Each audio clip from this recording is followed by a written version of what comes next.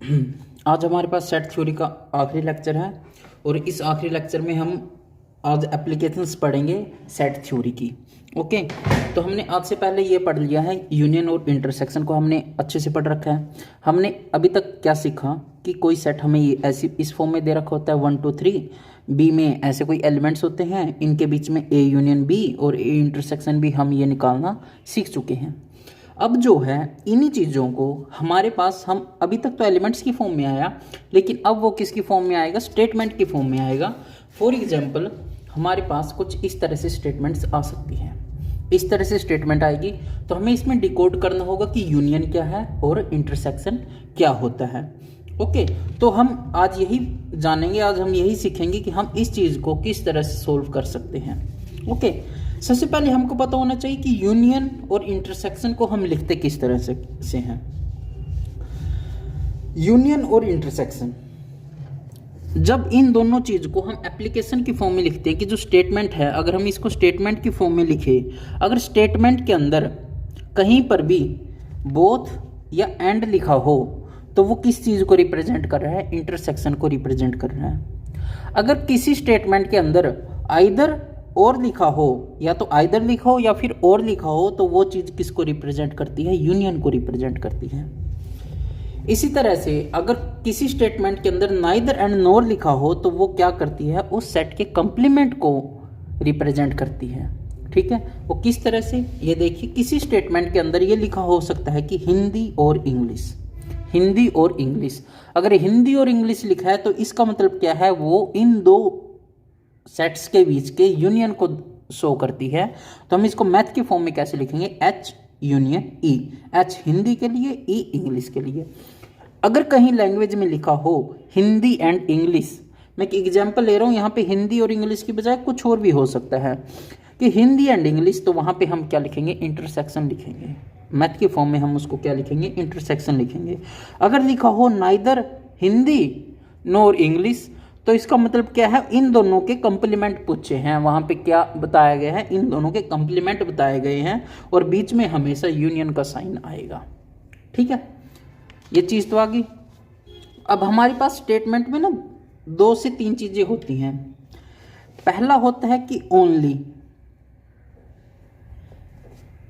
एक तो क्या लिखा होता है, ओनली, और एक लिखा होता है आउट ऑफ, आउट ऑफ या फिर टोटल नंबर्स। अगर यहां पे लिखा ओनली, कि मान लीजिए यहां पे लिखा है कि only Hindi speaking, only Hindi, तो इसका मतलब क्या हुआ, ओनली हिंदी का। मैं मान लेता हूं हमारे पास एक चलो मैं एक एग्जांपल ही ले लेता हूं, बिल्कुल डायरेक्ट। सॉरी, पहले मैं इनका मतलब बता देता हूं कि ओनली का मतलब क्या होता है। हमने ये वेन डायग्राम पढ़े थे कि एक यूनिवर्सल सेट है। ओके, इसके अंदर मान लीजिए ए है और ये बी है।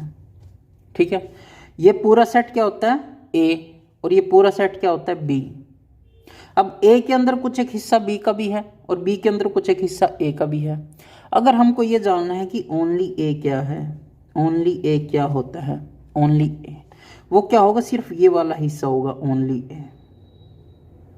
ठीक है, ओनली ए, यानी ओनली ए किससे कैसे आया, हमको सबसे पहले तो निकालना पूरा ए, ये पूरा ए। मान लीजिए इसके अंदर कोई एलिमेंट्स हैं,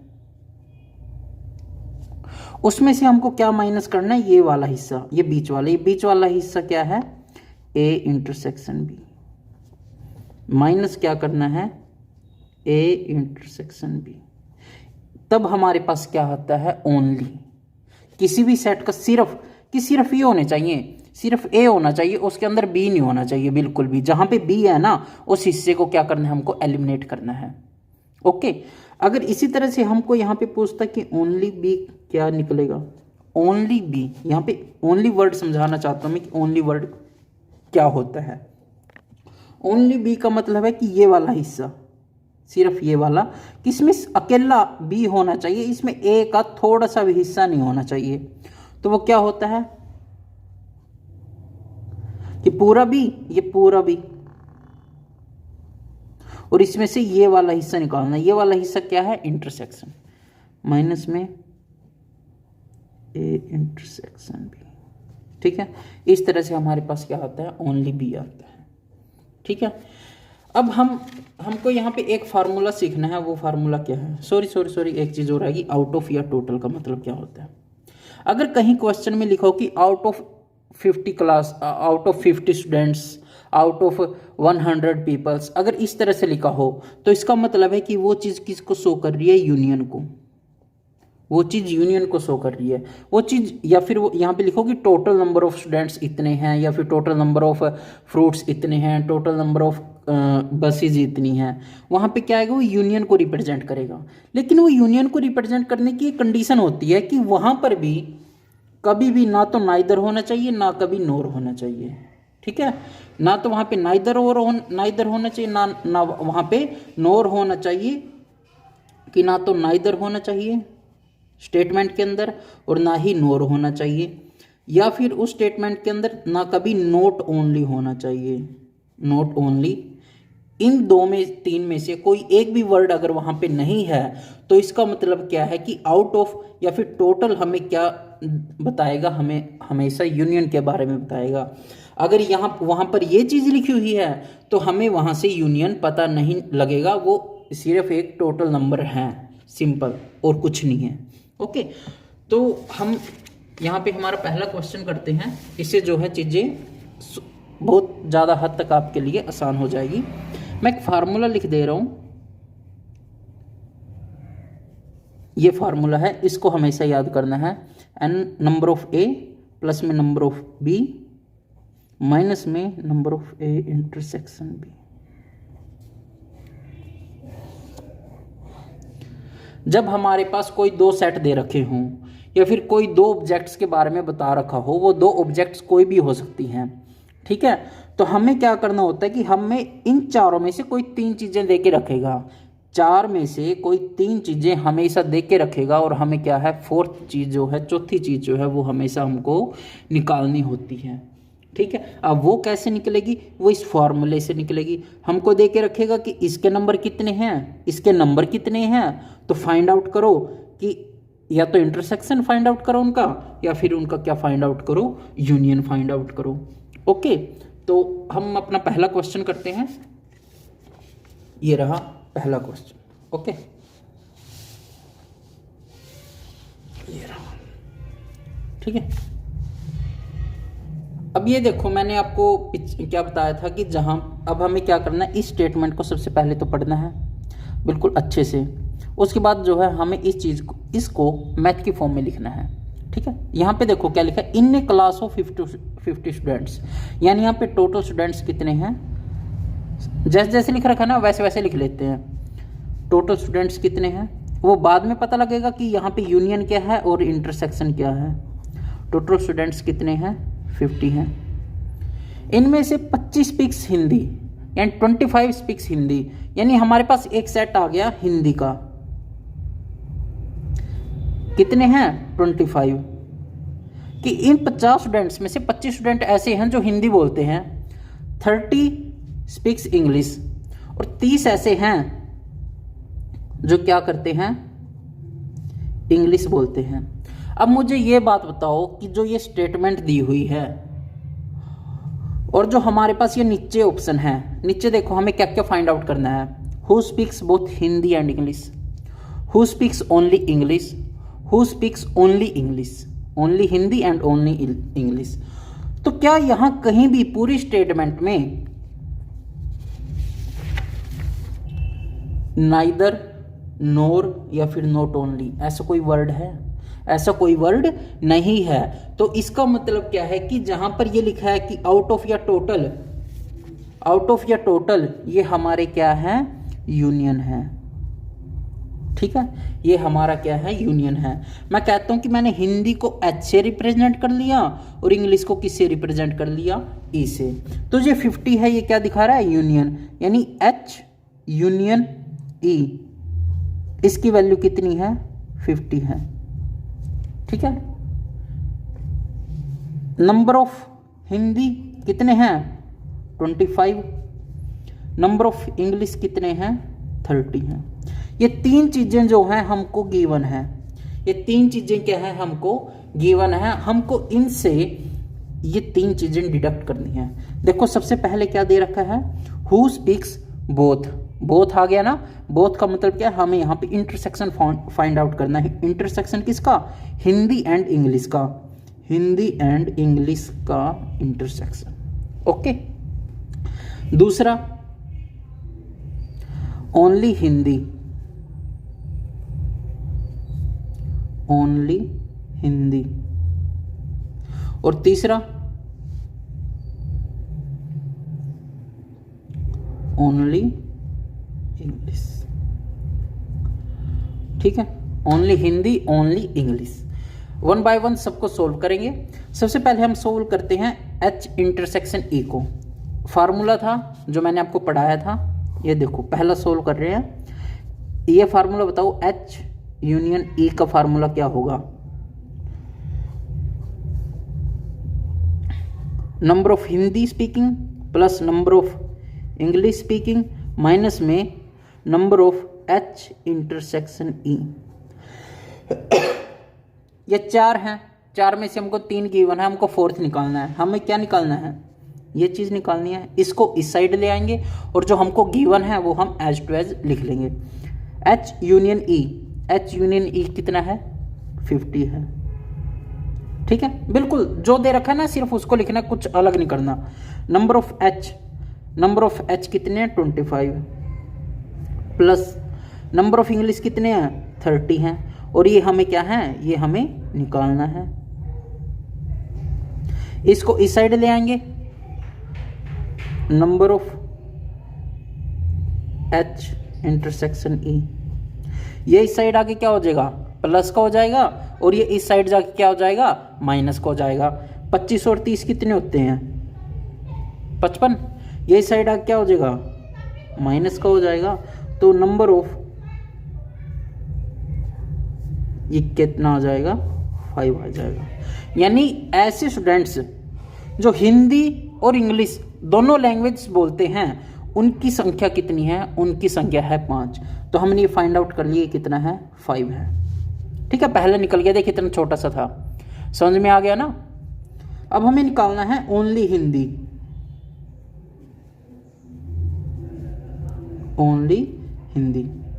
अब ये कैसे निकलेगा, अब ये देखो मैंने बिल्कुल पीछे अच्छे से बताया था। ओनली हिंदी निकालने का क्या है, जैसे यहाँ पे ओनली ए लिख रखा है, तो ओनली ए निकालने का क्या होता है कि हमें जो निकालना है वो पूरा और माइनस कर देना है किससे, इंटरसेक्शन से। माइनस कर देना है किससे, इंटरसेक्शन से।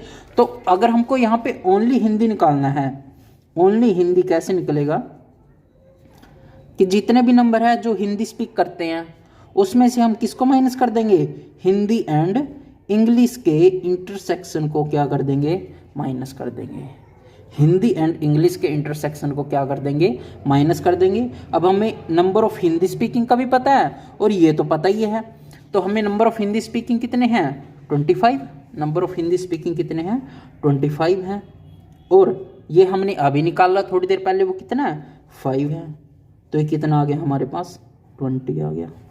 25 में से 5 गए, कितने हो गए, 20 होते हैं। इसी तरह से थर्ड क्या है हमारे पास, ओनली इंग्लिश।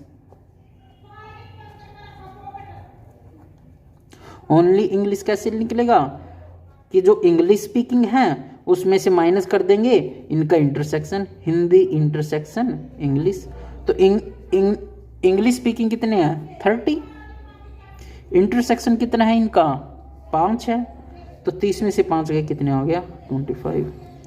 कि जो ये 50 स्टूडेंट्स है ना, ये देखो हमने तीनों चीज़ सोल्व कर ली। यहाँ पे हमने क्या सोल्व कर लिया, फर्स्ट, यहाँ पे सेकंड और यहाँ पे थर्ड। इस तरह से क्वेश्चन आएंगे, है ना आसान, कुछ भी नहीं करना। ये बिल्कुल बहुत ही बेसिक सा क्वेश्चन था कि अगर हमें ओनली हिंदी निकालना है तो नंबर ऑफ हिंदी में से उनका इंटरसेक्शन क्या कर देंगे, माइनस कर देंगे। ओनली इंग्लिश दे रखा है तो इंग्लिश में से उनका जो इंटरसेक्शन है वो माइनस कर देंगे। कई बार जब हमारे पास चीज़ें टिपिकल हो जाती हैं तो हम क्या करते हैं, उसका वेन डायग्राम बना के देख लेते हैं कि हमें किस चीज़ को कैसे माइनस करना होता है। ठीक है, तो वो कैसे होता है कि मैं बता देता हूँ। वैसे कि मान लो यहाँ पे तो 2 सेट थे, अगर यहाँ पे 3 सेट होते,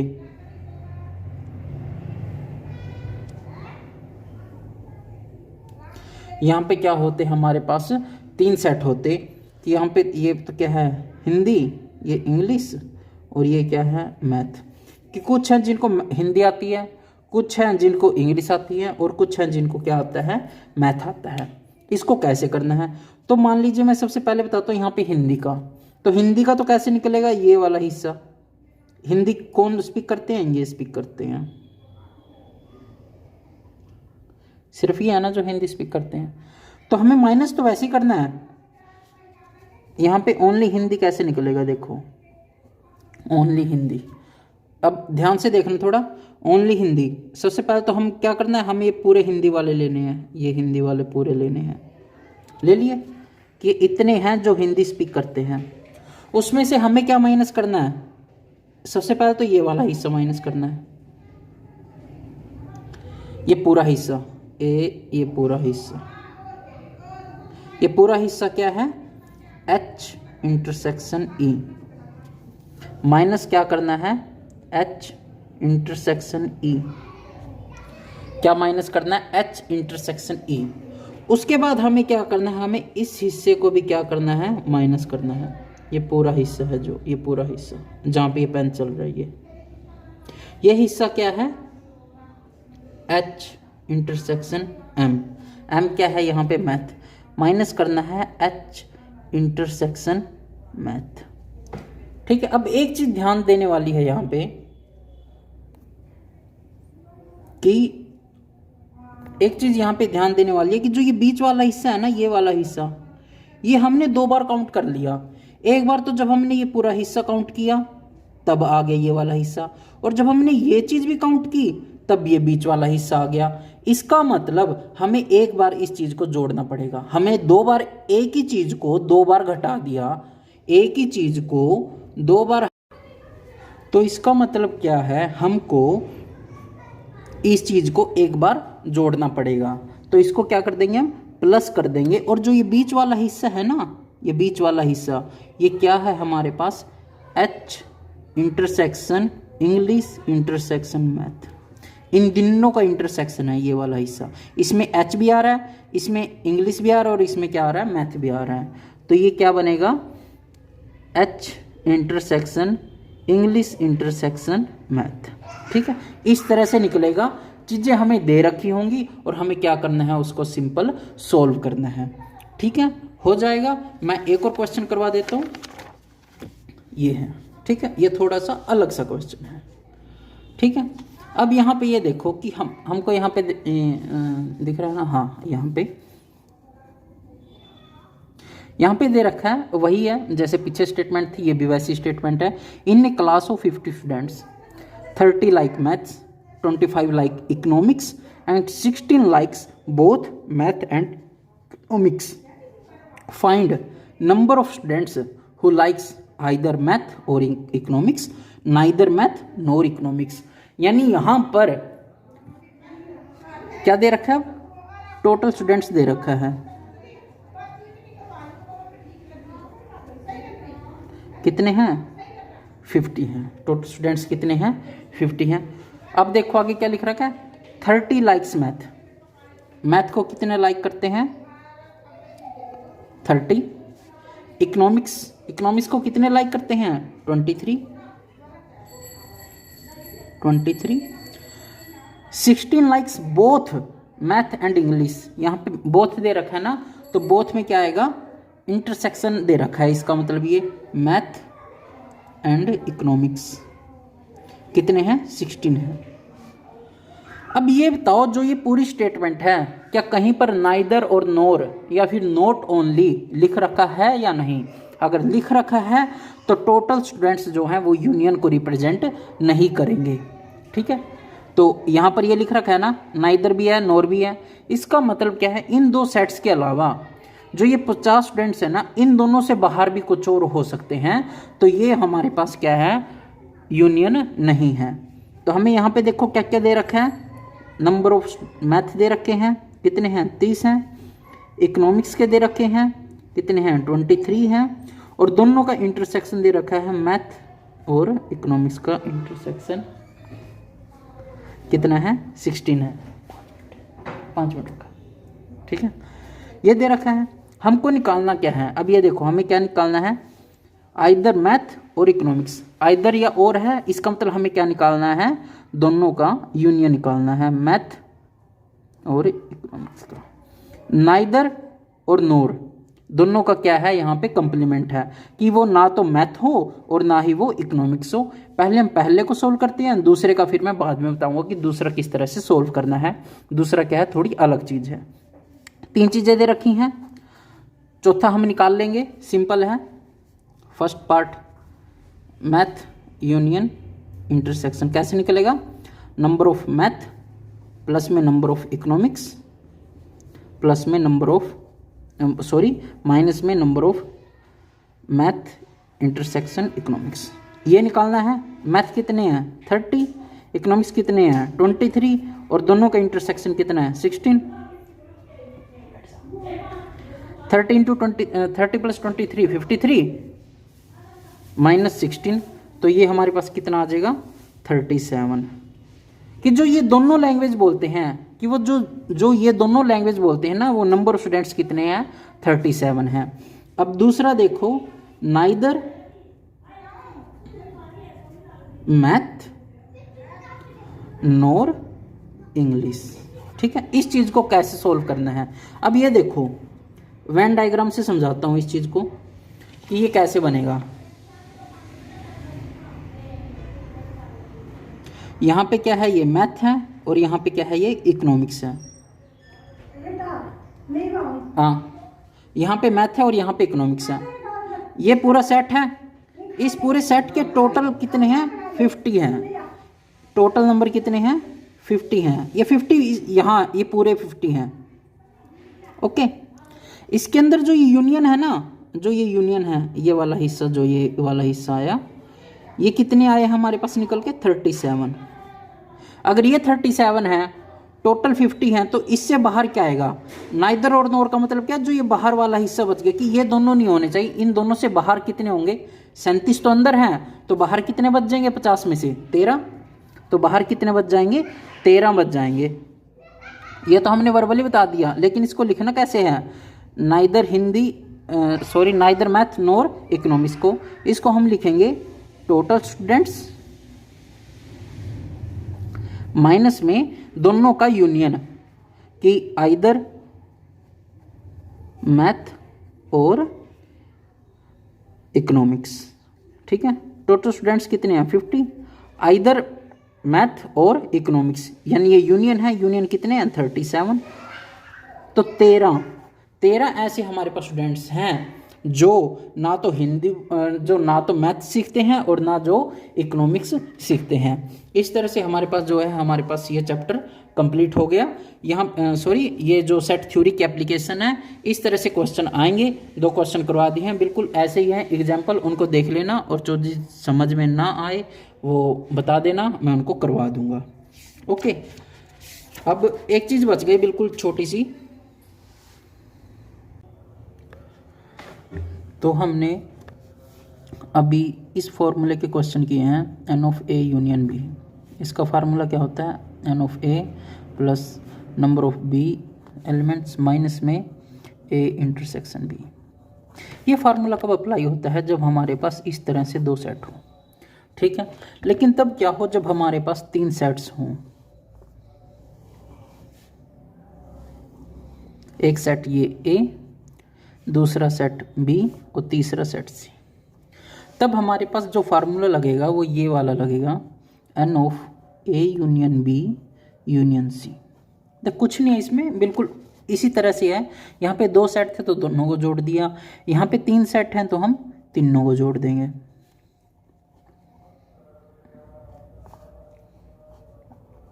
ठीक है, यहाँ पे एक के इंटरसेक्शन को घटाया था, इस इंटरसेक्शन को घटाएंगे, फिर इस वाले इंटरसेक्शन को घटाएंगे और फिर इस वाले इंटरसेक्शन को घटाएंगे।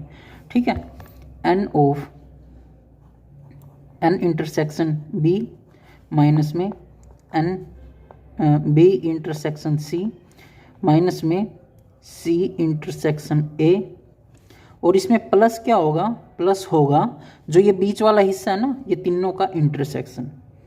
ये जो बीच वाला हिस्सा है ना, ये क्या होगा, प्लस होगा। यहाँ पे A intersection B intersection C. ठीक है, ये जनरल फार्मूला आ गया हमारे पास, जो हमारे पास अप्लाई होगा। हमारे पास जो है ये दो फार्मूले हैं। यहाँ पे तो जब हमको ओनली ए निकालना होता था, ओनली ए, सिर्फ ये वाला हिस्सा, तो वो कैसे आता था, हम इस पूरे ए में से, इस ए में से ये इंटरसेक्शन वाला हिस्सा जो है ना, इसको माइनस कर देते थे। हम क्या करते थे, नंबर ऑफ ए में से जो ये इंटरसेक्शन वाला हिस्सा है ना, ए इंटरसेक्शन बी, इसको हम क्या कर देते थे, माइनस कर देते थे।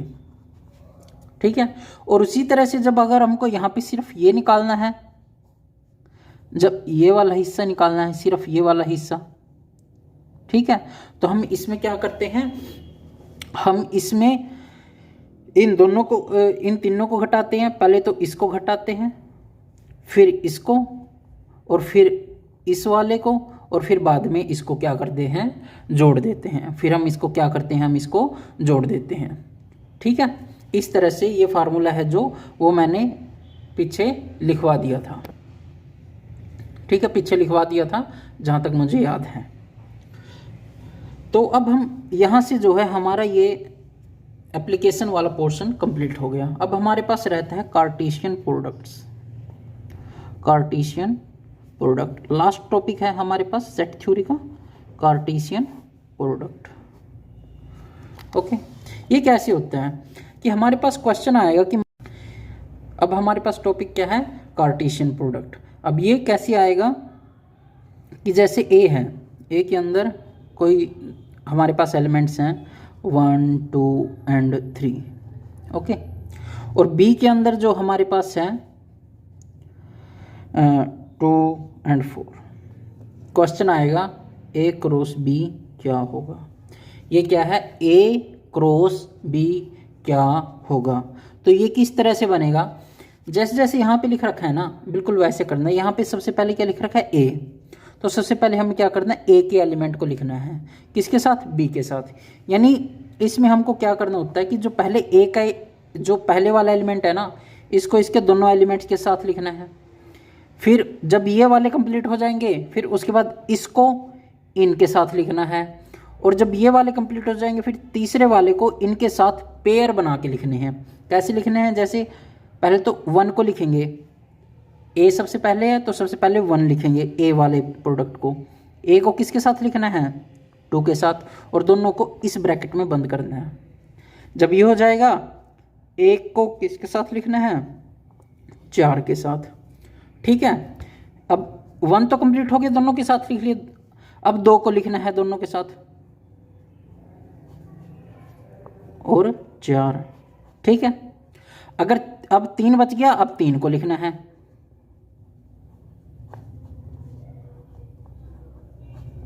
और इसको ऐसे बंद कर देना है। ये हमारे पास क्या बन गया, ए क्रॉस बी। तो हमने क्या देखा, हमने क्या किया, ए क्रॉस बी में हमने सबसे पहले ए के एलिमेंट्स को लिखा, ए के एलिमेंट्स को बी के साथ पेयर बना के लिख लिया। जब पहले वाला कंप्लीट हो गया, फिर दूसरे वाले को लिख लिया। जब दूसरे के पेयर कंप्लीट हो गए, फिर हमने क्या किया, तीसरे के पेयर बना के लिख लिए। इसी तरह से अगर हमारे पास लिखा होता कि हमको निकालना है बी क्रॉस ए, तो तब क्या आता, बी क्रॉस ए में देखो क्रॉस में सबसे पहले बी लिखा है ना, तो हम फिर बी के एलिमेंट का जो एलिमेंट है उसके पेयर बनाएंगे। यहाँ पे बी के एलिमेंट कितने हैं, 2 और 4, तो 2 के सबसे पहले इसके साथ पेयर बनाएंगे। जब 2 के पेयर कंप्लीट हो जाएंगे, फिर हमको किसके पेयर बनाने हैं, 4 के पेयर बनाने हैं। तो देखते हैं कैसे बनेगा। तो सबसे पहले 2 को लिखना है 1 के साथ, 2 को लिखना है 1 के साथ, फिर 2 को लिखना है 2 के साथ, और फिर लिखना है 2 को लिखना है 3 के साथ। हो गए। फिर अब बनाने हैं 4 के पेयर। 4 का किसके साथ, 1 के साथ, 4 का फिर 2 के साथ, और 4 का बनाना है 3 के साथ। ठीक है, ये होता है हमारे पास कार्टेशियन प्रोडक्ट। और इसमें एक बात ध्यान देने वाली है कि ये 1 पहले लिखा है और 2 बाद में लिखा है। यहाँ पे 2 पहले लिखा है और 1 बाद में लिखा है, तो ये दोनों इक्वल नहीं है। ठीक है, ये दोनों क्या है, इक्वल नहीं है। और ये दोनों इक्वल तभी होंगे जब ये जो यहाँ पे ये लिखा हुआ है ना, वहाँ पे ये लिखा हुआ सेम होगा। तो वो कब हो सकता है कि जब दोनों ही मेरे पास जो सेट्स हैं वो क्या हों, इक्वल सेट्स हों। ठीक है, तभी जाके जो ए क्रॉस बी है वो बी क्रॉस ए के बराबर आएगा। अब जो कार्टेशियन प्रोडक्ट है ना, इसकी कुछ प्रॉपर्टीज होती हैं। इसकी सबसे पहले वाली प्रॉपर्टी तो यही होती है कि इसके अंदर देखो, ए के अंदर कितने एलिमेंट्स हैं 3, बी के अंदर कितने एलिमेंट्स हैं 2, तो इसके कितने पेयर बनेंगे, इसके नंबर ऑफ पेयर्स कितने बनेंगे, इनके नंबर ऑफ पेयर उतने ही बनेंगे अगर हम इन दोनों की क्या कर दें, मल्टीप्लाई कर दें। ठीक है, number of pairs in a cartesian product should be equal to the number of elements in one set multiply to the number of elements in the second set. यहाँ पे पहले सेट में कितने हैं 3, दूसरे में कितने हैं 2, 3 गुणा 2 कितने होते हैं 6 होते हैं। यानी जितने भी पेयर बनेंगे यहाँ पे टोटल कितने पेयर आएंगे, 6 पेयर आएंगे। अब देखते हैं क्या 6 पेयर आए, 1 2 3 4 5 और 6। हाँ, यहाँ पे 6 ही पेयर हैं। अगर हम दूसरे की बात करें तो भी नंबर ऑफ पेयर्स कितने हैं 6 हैं। ओके, तो पहली प्रॉपर्टी क्या बनेगी, number of pairs will be equal to m into N. m क्या है यहाँ पे, m है मेरे पास ये और n है ये। m क्या है मेरे पास, number of elements in first set, number of elements in second set. ठीक है, आगे बात समझ में। और इसकी दूसरी प्रॉपर्टी क्या बनेगी,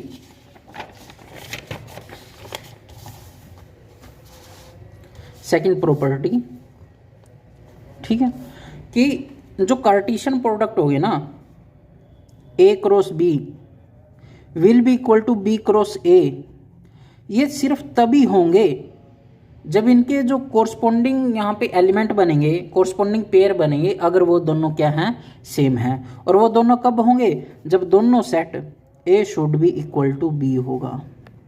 कहने का मतलब है कि A cross B into B cross A is equal to B cross A सिर्फ तभी होगा जब दोनों सेट क्या हों, इक्वल सेट्स हों। जब दोनों सेट्स क्या हों, मेरे पास इक्वल सेट्स हों। मान लीजिए हमारे पास एक सेट है ए, इसके एलिमेंट्स हैं 1 और 2, ओके, और एक दूसरा सेट है बी, इसके भी एलिमेंट्स क्या हैं 1 और 2। अगर ये प्रॉपर्टी है तभी जाके इन दोनों का प्रोडक्ट क्या होगा, इक्वल होगा। ठीक है, हमारे पास क्वेश्चन पता है किस तरह से आएगा। इस प्रॉपर्टी पे हमको ये दे रखा होगा कि x - 1 6, ठीक है, x - 1 6 is equal to 5y - 2, ये दे रखा होगा। तो हमें पूछ रखा है कि यहाँ पे x एंड y क्या होंगे। अब हमें पता है कि ये कार्टेशियन प्रोडक्ट ही तो है कि दो कार्टेशियन प्रोडक्ट तब इक्वल हो सकते हैं जब इनका जो यहाँ पे ये है ना और ये इक्वल हो, ये इसके इक्वल हो, कि जब ये दोनों इक्वल होंगे ना तभी जाके उनके जो प्रोडक्ट हैं वो क्या होंगे, इक्वल होंगे। अब ये कैसे, अब यहाँ पे देख लो, ए क्रॉस बी क्या आएगा, ए क्रॉस बी क्या आएगा, 1 इंटू 1 बनेगा और फिर क्या बनेगा 1 और 2। इससे बन गया, इससे पहले तो ये बन गया 1 1, फिर इससे बन गया 2 2। अब इससे करना है 2 और 1, और फिर क्या बनेगा 2 से 2 बनेगा। अब क्या बनाना है, बी क्रॉस ए, 1 की मल्टीप्लाई इसके साथ 1 1, और फिर 1 और 2 इन दोनों को साथ में लिखना है, सॉरी मल्टीप्लाई नहीं, पेयर। फिर इस 2 का पेयर इसके साथ बनेगा 2 और 1 और 2 और 2। ठीक है, ये देखो, ये यहाँ पे क्या बने हैं, ये कार्टेशियन प्रोडक्ट बने हैं। ये क्या बने हैं, कार्टेशियन प्रोडक्ट बने हैं। यहाँ पे जो 1 1 है, यहाँ पे 1 1 है, 1 2 है, 1 2 है, तो ये दोनों इक्वल हैं। A cross B is equal to B cross A, A cross B is equal to B cross A, यानी जो यहाँ पे ये 1 है ना, इसके कोरस्पोंडिंग में जो एलिमेंट होगा वो 1 ही होगा, तभी जाके ये दोनों इक्वल आए हैं।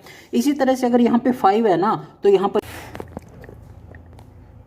और अगर यहाँ पे 6 है तो यहाँ पर भी क्या होना चाहिए, 6 होना चाहिए। तो ये क्वेश्चन किस तरह से सोल्व होगा, x minus 1 will be equal to 5, तो this implies x is equal to 5 plus 1 is equal to 6। तो यहाँ पे x की वैल्यू क्या है, 6 है।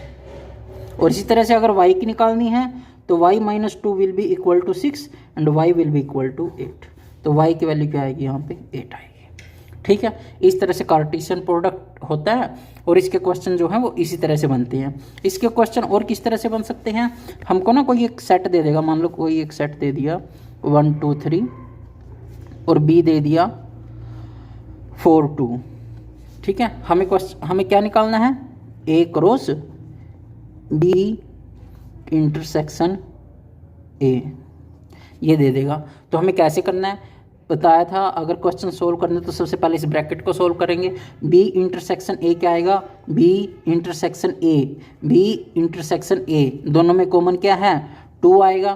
तो यहाँ पे क्या आ जाएगा 2, इसका क्रॉस प्रोडक्ट करना है किसके साथ, 1 के साथ, 1 2 एंड 3 हो जाएगा ना। अब क्या करना है, 1 का इसके साथ पेयर बनाना है, फिर 2 का इसके साथ, फिर 3 का इसके साथ। तो आंसर क्या बनेगा, मैं कर ही देता हूँ, 1 एंड 2, फिर क्या बनेगा 2 एंड 2, और फिर क्या बनेगा 3 एंड 3, और इसको ऐसे क्लोज कर देंगे। ठीक है, तो ये मेरे पास क्या आ गया, इसका आंसर आ गया a cross b intersection a का। ठीक है ना आसान। अब हमारे पास जो है सेट थ्योरी कंप्लीट हो चुकी है। एक चीज़ रह गई है जो बिल्कुल बेसिक है, और मैं चाहता था कि सब कंप्लीट हो जाए उसके बाद आप ये करो, क्योंकि तभी आप इसको अच्छे से कर पाओगे। ठीक है, हमने पढ़ा कि जो सेट्स होते हैं ना, इसको हम ऐसे रिप्रेजेंट करते हैं, इसके अंदर हम लिख देते हैं 1 2 3 4, ये सेट होता है ना। सेट को लिखने के 2 तरीके होते हैं, सेट को लिखने के 2 तरीके होते हैं। एक तो होती है इसमें रोस्टर फॉर्म, या फिर हम उसको क्या बोलते हैं, टेबुलर फॉर्म। दूसरी होती है set builder form, set builder form. इन 2 तरीकों से हम एक ही सेट को इन 2 तरीकों से लिख सकते हैं। अब जो हम ये सीखा है ना हमने अभी तक, ये लिखना, ये होती है रोस्टर या फिर टेबुलर फॉर्म, रोस्टर या फिर टेबुलर फॉर्म। तो रोस्टर और टेबुलर फॉर्म में हम सेट्स को किस तरह से लिखते हैं, इस फॉर्म के अंदर जितने भी हमारे पास नंबर ऑफ एलिमेंट्स होते हैं, जितने भी हमारे पास नंबर ऑफ एलिमेंट्स होते हैं, उन सभी की अलग अलग वैल्यू लिखते हैं। लिखने के बाद हम उसको इस ब्रैकेट के बीच में क्लोज कर देते हैं, तो वो फॉर्म हमारी क्या कहलाती है, रोस्टर फॉर्म कहलाती है। दूसरी जो होती है set builder form. Set builder form में हम एलिमेंट्स को अलग अलग नहीं लिखते, हम इसके अंदर वो एलिमेंट्स आते हैं जिनकी कॉमन प्रॉपर्टी होती है, और सिर्फ एक सिंगल वेरिएबल या सिंगल फार्मूले को वो क्या करते हैं, फॉलो करते हैं। ठीक है, कैसे कि जैसे हम लिखते तो हम इसको भी ऐसे ही हैं दोनों के बीच में, लेकिन जो बात यहाँ पे एलिमेंट्स आते हैं ना, हम ऐसे एलिमेंट्स को नहीं लिखते, यहाँ पे एलिमेंट्स की प्रॉपर्टी लिखते हैं कि वो क्या प्रॉपर्टी को फॉलो करते हैं, कि वो किस प्रॉपर्टी को फॉलो करते हैं। ठीक है, मान लीजिए हमने यहाँ पे लिख दिया कि कोई एक सेट है, उसको देखो हम कैसे लिखते हैं सेट बिल्डर फॉर्म में, कि मान लीजिए कोई एक सेट है, उसके अंदर एलिमेंट्स हैं, वे एलिमेंट्स जो हैं वो 3 के मल्टीपल है। क्या हमने क्या बोला कि हमारे पास कोई सेट है, उस सेट के अंदर हमारे पास कोई एक सेट है, उस सेट के अंदर जो एलिमेंट्स हैं वो क्या करते हैं, हमारे पास वो सब क्या हैं, मल्टीपल्स ऑफ 3 हैं। ये मान लिया कि ऐसा कोई सेट है जिसके एलिमेंट्स क्या हैं, मल्टीपल्स ऑफ 3 हैं। तो 3 के मल्टीपल क्या क्या हो सकते हैं, 3 6 9 12 15 18 ये हो सकते हैं ना। तो ये सभी क्या है, नंबर ऑफ एलिमेंट्स हैं, ये सब क्या है, एलिमेंट्स हैं इस सेट के। लेकिन हम इसको ऐसे नहीं लिखेंगे, हम कैसे लिखेंगे कि मान लिया हमारे पास कोई वेरिएबल है x, और जो ये x है ना, उसके बाद क्या करते हैं, x लिख दिया, उसके बाद ऐसे कर देंगे और फिर क्या लिखेंगे कि x क्या है, x इज मल्टीपल ऑफ 3। ये भी हमारा क्या है, एक सेट है। हमने क्या लिख दिया कि कोई एक x है और x क्या है, x इज मल्टीपल ऑफ 3। अब हमें पता है 3 के मल्टीपल क्या क्या है, तो इस सेट को टेबुलर फॉर्म में कैसे लिखेंगे हम, 3, 6, 9, 12 ऐसे करते जाएंगे, ठीक है। एक सेट बिल्डर फॉर्म में हमारे पास ये भी हो सकता है कि हमारे पास कोई एक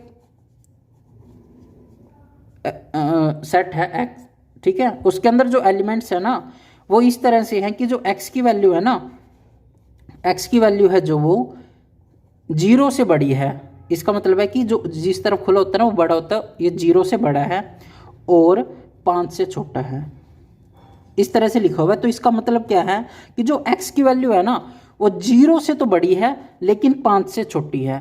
तो 0 से बड़ी और 5 से छोटी कौन कौन सी वैल्यू हो सकती हैं, 1, 2, 3 एंड 4। ओके, और इसमें एक चीज़ और लिख के रखिएगा कि जो x है ना, x is a natural number. x क्या है, एक नेचुरल नंबर है, क्योंकि बीच में फ्रैक्शन भी आ सकता है ना, बीच में फ्रैक्शन भी आ सकते हैं, क्योंकि यहाँ बीच में तो 1 भी होता है, लेकिन यहाँ पे लिख के रखेगा कि x क्या है, एक नेचुरल नंबर है, ठीक है। आगे बात समझ में। एक हमारे पास एक और फार्मूला लेता हूँ कि हमारे पास एक होता है सेट बिल्डर फॉर्म में, एग्जाम्पल ले रहा हूँ।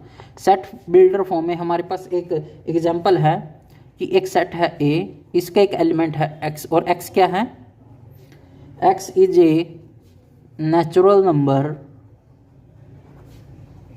And divides 14। और क्या कि x एक नेचुरल नंबर है जो 14 को डिवाइड करता है। तो अब हमें ऐसे नंबर देखने हैं जो 14 को डिवाइड करे और नेचुरल नंबर हो। तो 14 को क्या क्या डिवाइड करता है, 1, उसके बाद कौन करता है, 2, उसके बाद 7 और 14। ये होगी हमारे पास टेबुलर फॉर्म, और ये क्या होगी हमारे पास, सेट बिल्डर फॉर्म, ठीक है। ये है और ये है, ठीक है। ये दोनों क्या है, एक ही चीज़ है। इसको तो हमने वर्डिंग में लिख दिया और इसको हमने एलिमेंट्स में लिख दिया, ठीक है। तो यहाँ पे जो है हमारा सेट थ्योरी कंप्लीट। ओके, इससे बाहर कुछ भी नहीं आएगा।